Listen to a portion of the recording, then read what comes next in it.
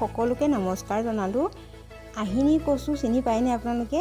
আৰু আজি দুপৰীয়া ভাত সাজ মই কেনেকৈনো বনালোঁ সেই মানে গাঁৱলীয়া কচু, এইজোপা আহিনি কচু হয়।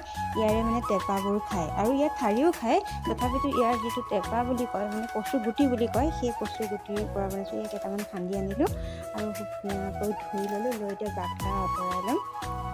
মই কেনেকৈ বনাম তাকে দেখাম। মই কাটি ল'লোঁ, কাটি এটা কুকাৰত দি দিছোঁ, তাতে নিমখ দিলোঁ আৰু গৰম পানী দি গেছৰ ফ্লেমত বহাই দিছোঁ।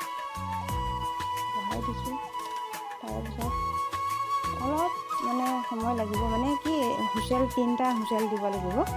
মই 3টা চিটি মাৰি দিম। এটা দিছোঁ,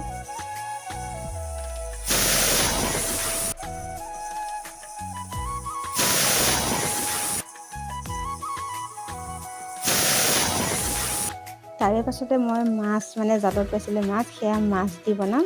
থলুৱা মাছ, গৰৈ, কাৱৈ, পুঠি এনেকুৱা টাইপৰ মাছখিনিও ভাজি ল'লোঁ আৰু তাতে তেল দি মছলা দি একেবাৰে সহজতে বনাইছোঁ। ফাইনেলি মই মাছখিনি ভাজি আঁতৰাই থৈছিলোঁ, দেখাই নাথাকিলোঁ আৰু দেই।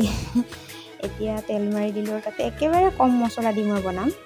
আৰু তাতে জিৰা দিছোঁ আৰু গছত মানে থকা জালুক গুটি হয়, সেয়া জালুকৰ পেষ্ট এটা দিছোঁ আৰু উতলি থাকোঁতে মাছখিনিও দি দিলোঁ।